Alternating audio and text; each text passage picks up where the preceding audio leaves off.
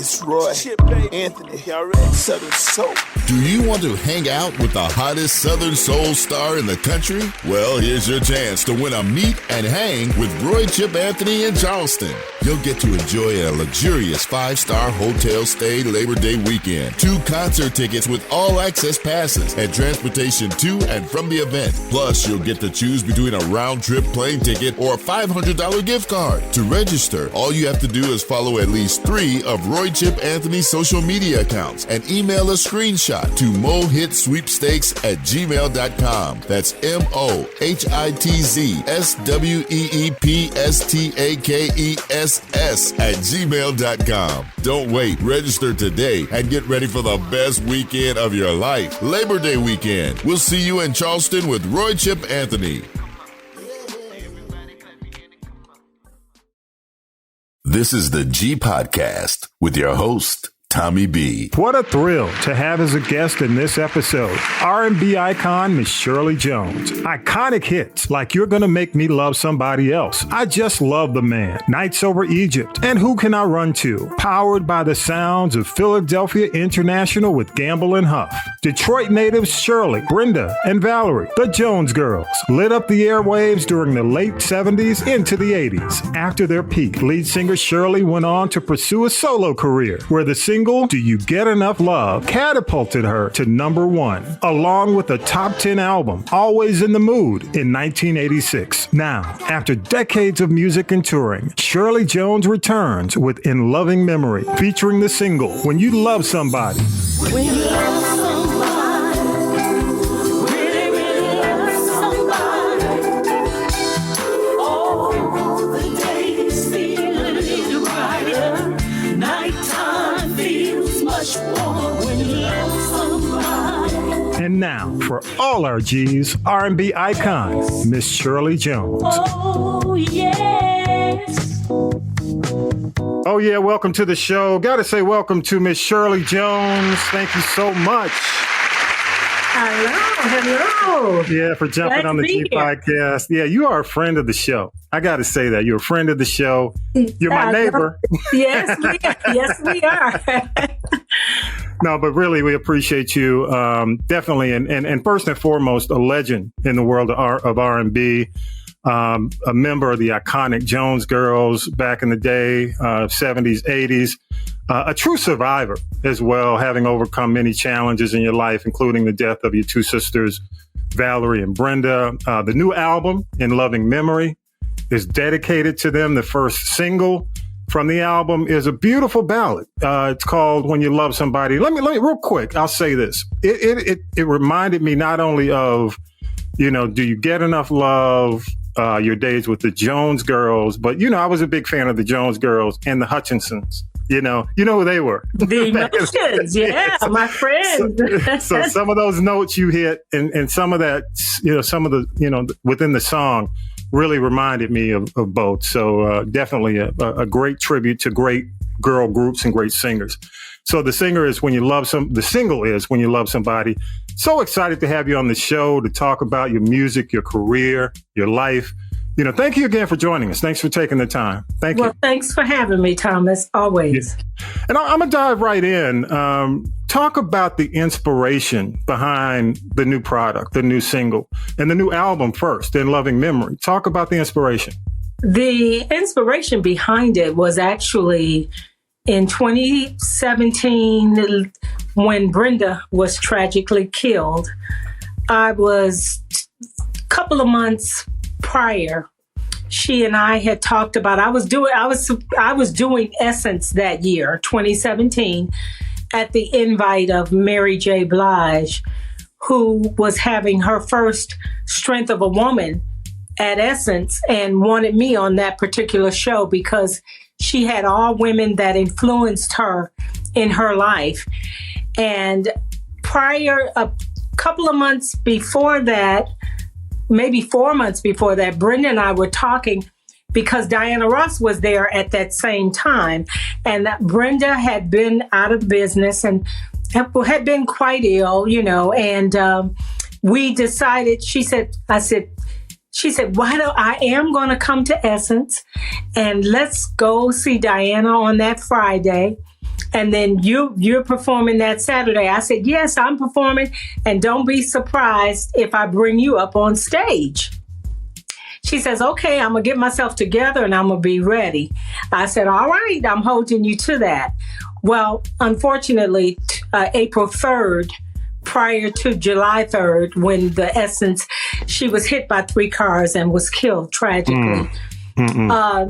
I made it through, and, Mary J. Blige, all of them said, girl, you killed it, and considering everything that you had just went through 2 months prior with your sister being killed. Right after that, maybe early 2018, I said, I've got to do something. I've lost both of my sisters now and my mom, who had trained us vocally. I've got to do something to honor them as a tribute. And that's what I did throughout the pandemic. I was writing songs, getting songs from different people, putting together the In Loving Memory album. And the last 2 songs, this particular one, I had to go back to Detroit to use those musicians, and went back to McKinley Jackson, who started it all with us in Philadelphia International. The song had been presented to me by a talented, super talented singer in her own right, Michonne Young, a year before. Say like back in 2022, she and her husband presented this to me.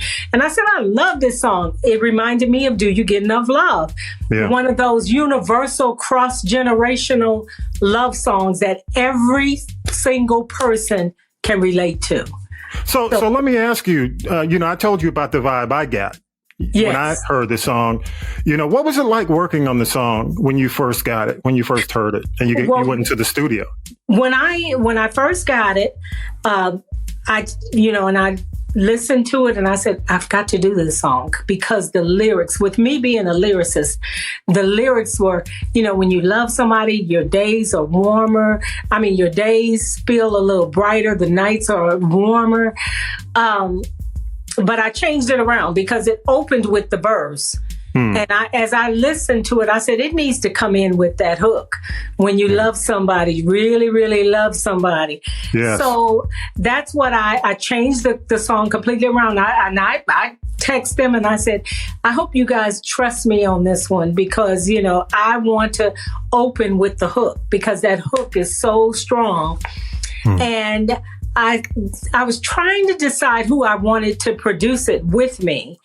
And I said, you know what? I need to go to Detroit. I need to get with McKinley, and I need to get with those Detroit musicians on this. And that's exactly what I did. And hey, it's going. The overseas, it was released almost 2 weeks ago now, and from the vibe over there, and now it's hitting. Well, we're going for ads this coming week, and radio people are loving it. So I'm excited about the future for this record. Excellent. I'm here to tell you, you definitely went back to Motown, to Detroit. You can hear a lot of when I was here listening to it, that guitar, some acoustic guitar in there. Anthony Booker on guitar. Yeah, it's a very rich sounding song, and kudos to you. Let me ask you. You talk about the incident with at the event with Mary J. Blige and what they said to you. What are some of the challenges and rewards, being a member of a successful group like the Jones Girls? When you look at your career now, looking back, what are they? The challenges now, the biggest challenge has been finding singers, which I've had now for 10 years, to give me that Jones Girl sound so that I can replicate and duplicate what we did in my live performances. That's been the challenge, because a lot of times promoters want to book me as, which is fine, the Jones Girls featuring Shirley Jones, or Shirley Jones of the Jones Girls. And I let the promoter pick which way, because I know the Jones Girls has that name, even though I had Do You Get Enough Love, which was, a #1 record. So that the biggest challenge has been trying to get the right situations with the promoters, because I want to give people that remembrance of the Jones Girls, even though it's just me. I'm out there keeping the legacy of the Jones Girls alive, and that's been my biggest challenge, because that's when people understand that it's just me, they're like, oh, okay, well, the Jones Girls. Oh, and then once they actually see the show, because I pretty much tell the story of what the Jones Girls and Brenda's death and Valerie's death throughout, and I'm steadily working, because once they see it, but that biggest challenge is getting people to understand that it's not me, Brenda, and Valerie, for those that don't know that they have passed, but it's me out there with my beautiful, fantastic singers, keeping that Jones Girls legacy alive. What about the rewards of that? The rewards are when I see the audiences smile and come up to me afterwards and say, oh my God, I forgot you guys had did Dance Turn to Romance. I remember my grandmother playing that song in the basement on the weekends. I just love the man. Oh my God. I remember all those songs. You guys were such a part of my life. Thousands of them, to the point where my nephew and son have started clipping the people that hit me up on YouTube, that hit me up on Instagram and Facebook. They start taking pictures of it, of the different comments that I'm going to put in a book that I've been writing too for during the pandemic. So those are the rewards. Just to know that for so many people, our music was such an integral part of their lives. That's the biggest reward ever. I can say this, that era was the golden era, because you were coming out of disco. Yes. FM radio was bringing in a lot of Black music, because at one point Black music was only on AM. So you had a lot of black music on some huge platforms. So it definitely was the golden era. So, that's why I think so many people remember. And so many people carry the memories. I've already told my story on a previous episode about Nights Over Egypt, so I'm not going to fanboy out on you and start talking about that again.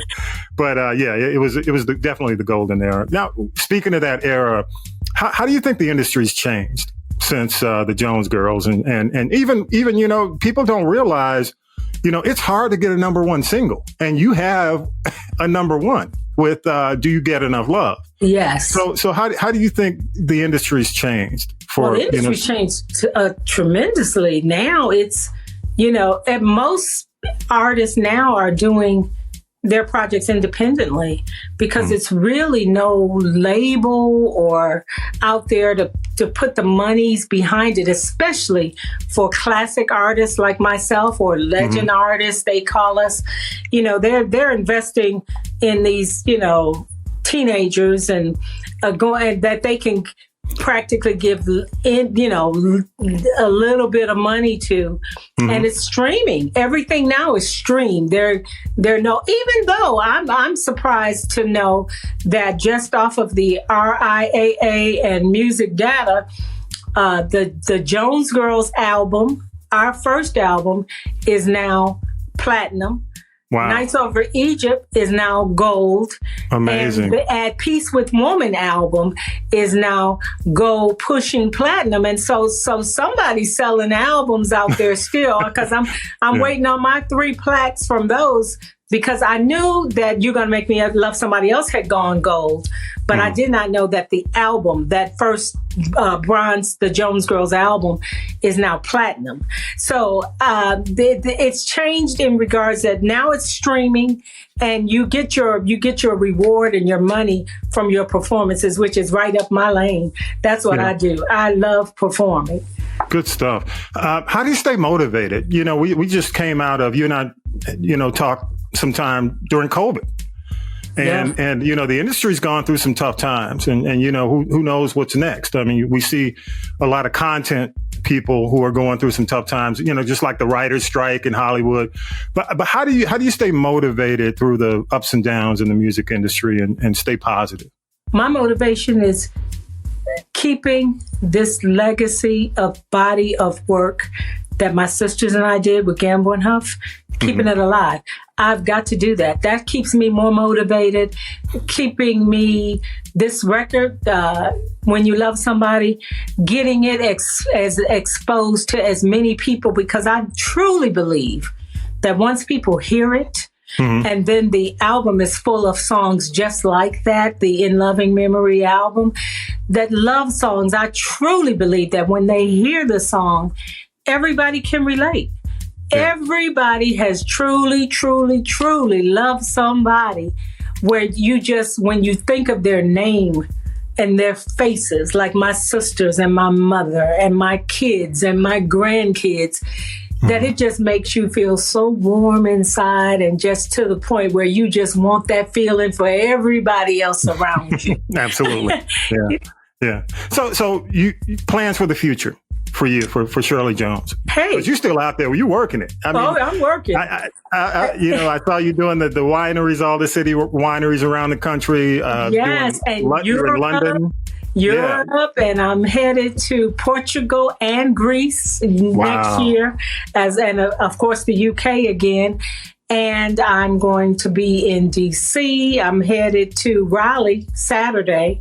And it's just all about working, keeping that Jones Girls legacy alive, because I know I love all girl groups, especially the Emotions.